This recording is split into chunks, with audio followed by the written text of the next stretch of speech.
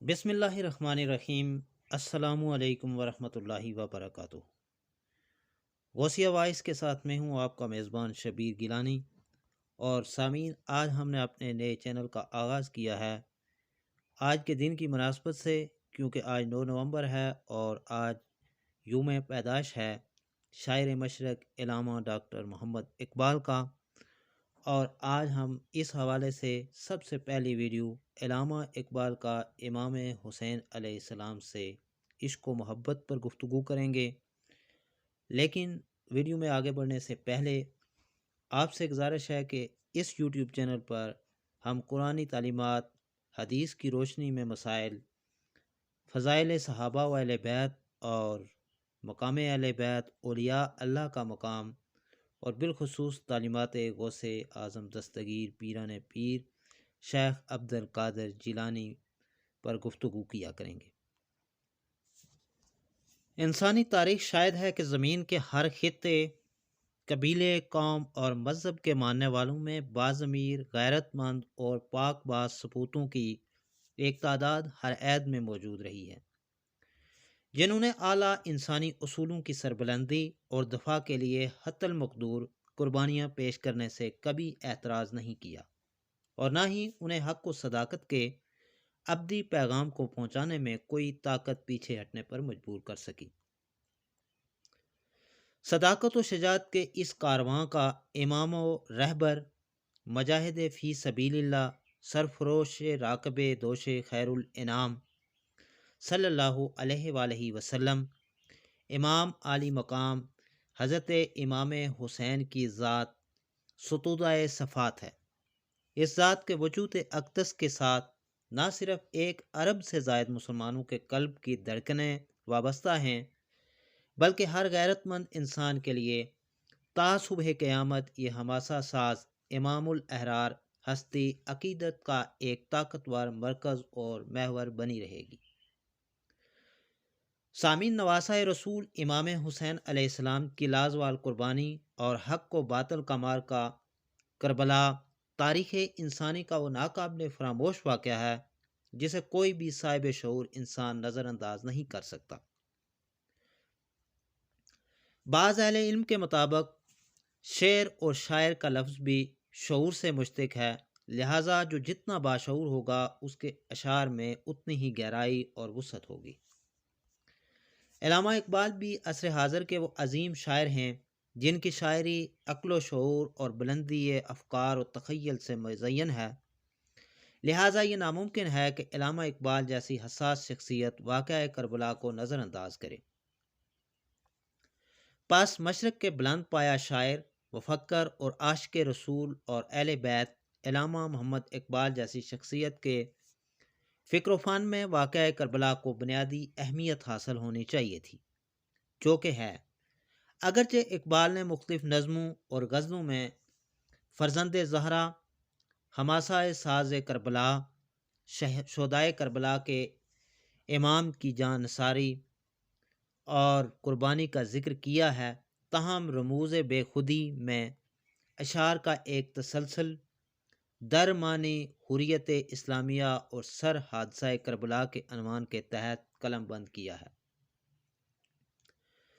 واقعہ کربلا بیان کرنے سے پہلے توحید کی آفاقی حقیقت کی طرف اشارہ کیا ہے اور کہا ہے کہ جو شخص ذات باری کے ساتھ اپنا عہد و پیمان قائم کرتا ہے، اس کی گردن ہر دوسرے معبود کی پرستش سے آزاد ہو جاتی ہے۔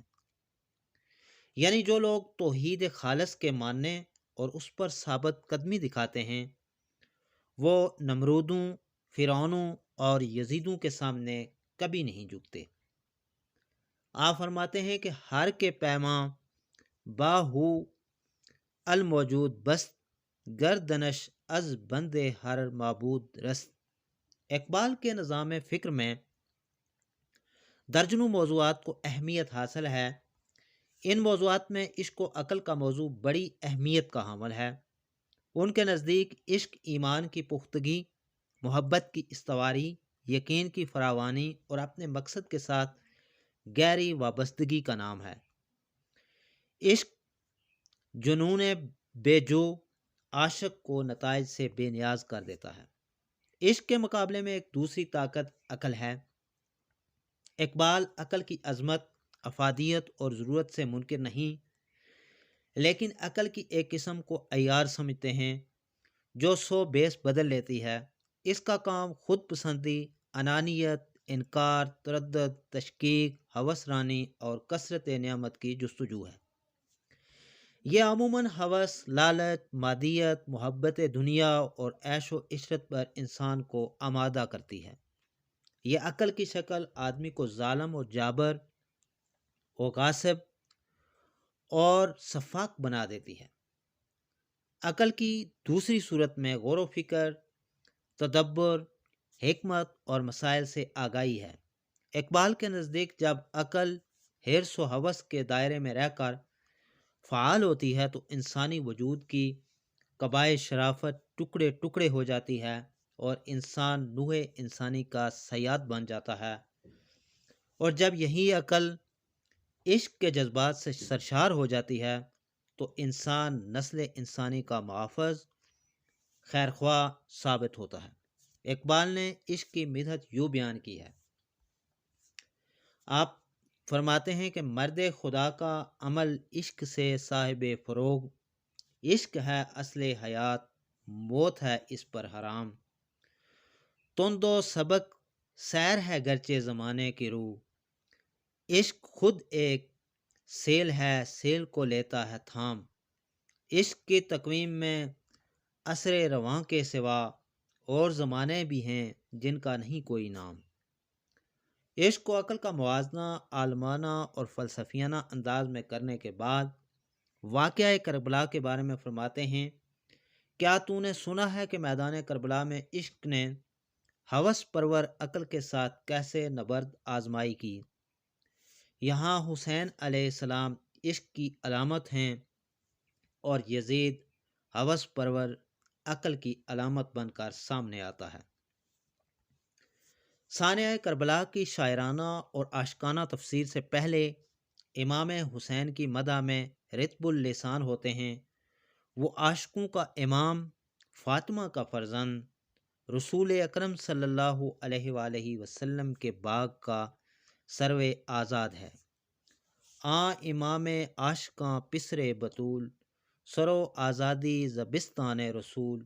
امام حسن وہ ہستی ہیں جن کے لیے جناب خاتم المرسلین کے دوش مبارک بطور سواری پیش ہوا کرتے تھے۔ عشق غیور ان کے خون سے باغیرت ہے۔ کربلا کے واقعے سے اس موضوع میں حسن اور رینائی پیدا ہو گئی۔ سرخ رو عشق غیور از خون او، شوخی ای مصرع از مضمون او۔ چنانچہ اس امت میں اس امام عالی مقام کی وہی حیثیت ہے جو قرآن میں سورہ اخلاص کی ہے۔ جیسے یہ سورت قرآن کی تعلیمات کا نچوڑ اور سلالہ ہے، ایسے ہی امام حسین کی ذات بھی تعلیمات اسلام کا سلالہ ہے۔ سورہ اخلاص میں توحید پیش کی گئی ہے جو کہ قرآنی تعلیمات کا مرکزی نقطہ ہے۔ اسی طرح امام حسین کو بھی امت میں مرکزی حیثیت حاصل ہے۔ آپ فرماتے ہیں کہ درمیان امت کیواں جناب، بمچو حرف کل ہو اللہ در کتاب۔ واقعہ کربلا کی تاریخی حقیقت اور اس کے تاریخ امت پر اثرات کا خلاصہ بیان کرتے ہوئے لکھتے ہیں کہ حقیقت ابدی ہے مقام شبیری، بدلتے رہتے ہیں انداز کوفی و شامی۔ حق و باطل کے درمیان مارکہ آرائی روز ازل سے جاری ہے۔ اس کشمکش میں مجاہدین کی قوت بازو سے حق کا غلبہ ہوتا ہے اور باطل شکست و نامرادی سے دوچار ہو جاتا ہے۔ اس کی ایک مثال حضرت موسیٰ دعوت حق کے راستے پر گامزن ہیں اور یہ عمل فرعون کو کافی گراں گزر رہا ہے۔ وہ موسیٰ اور اس کے پیروکاروں کو راہ حق سے ہٹانے کی ہر ممکن کوشش کر رہا ہے۔ یہاں پر اسی موسیٰ کا وارث حسین یزید کے اقتدار سے متصادم ہو کر اپنے اصحاب اور اہل خانہ کی جان کی بازی لگا رہا ہے۔ بظاہر امام حسین خاک و خون میں لت پت ہو گئے، ان کے جسم اقدس کے ٹکڑے ٹکڑے کر دیے گئے، ان کا سر مقدس کربلا سے دمشق لے جایا گیا، ان پر فرات کا پانی بند کر دیا گیا۔ اقبال فرماتے ہیں کہ جب خلافت کا تعلق قرآن سے منقطع ہو گیا اور مسلمانوں کے نظام میں حریت فکر و نظر باقی نہ رہی، تو اس وقت امام حسین اس طرح اٹھے جیسے جانب قبلہ سے گنگور گٹا اٹھتی ہے۔ یہ بادل وہاں سے اٹھا، کربلا کی زمین پر برسا اور اسے لالہ زار بنا دیا۔ چون خلافت رشتہ از قرآن گسیخت، حریت راز ہر اندر کام ریخ، خاص آن سر جلوائے خیر الامم، چون صحاب قبلہ باراں در قدم، بر زمین کربلا باریدہ و رفت، لالا در ویرانہ کاریدہ و رفت۔ اگر ان کے سامنے اقتدار، اختیار اور سلطنت غرض و غایت ہوتی تو وہ فقط 72 افراد کی جماعت کے ساتھ یزیدی سلطنت کی طرف رخ نہ کرتے۔ ساتھیوں کی تعداد کے اعتبار سے ہی دیکھیں تو یہ حقیقت واضح ہو جاتی ہے کہ مخالفین کا لشکر لا تعداد تھا، لیکن آپ کے ساتھ صرف 72 نفوس تھے۔ یہاں علامہ اقبال نے یزداں کے عدد 72 کا حوالہ دیا ہے۔ آپ فرماتے ہیں کہ مدائش سلطنت بودگر خود نہ کر دے، با چنے ساما سفر، دشمنا چو ریگ سہرا لات عدد، دوستاں او با یزداں ہم عدد۔ مومن کی تلوار ہمیشہ دین کے غلبہ و اقتدار کے لیے اٹھتی ہے، ذاتی مفاد کے لیے نہیں۔ اس کا مقصد آئین اور قانون کی حفاظت ہوتا ہے۔ تیغ بہر عزت دیں استو بس، مقصد او حفظ آئین استو بس۔ مسلمان اللہ کے سوا کسی کا محکوم نہیں ہوتا، اس کا سر کسی فرعون کے سامنے نہیں جھکتا۔ ما سوا اللہ را مسلمان بندہ نسبت، پیش فرعون سرش افگندہ نسبت۔ اقبال کی نظر میں امام حسین حق و صداقت کا وہ میران ہیں، یعنی وہ میزان ہیں جو ہر دور میں حق و باطل کی کسوٹی ہیں۔ تاریخ میں ملتا ہے کہ جب یزید نے مدینہ منورہ کے والی ولید اور مروان کے ذریعے امام حسین سے بیعت کا مطالبہ کیا تو آپ نے ایک ایسا جملہ ارشاد فرمایا جو حریت پسندی کے لیے ہمیشہ نصب العین بنا رہے گا۔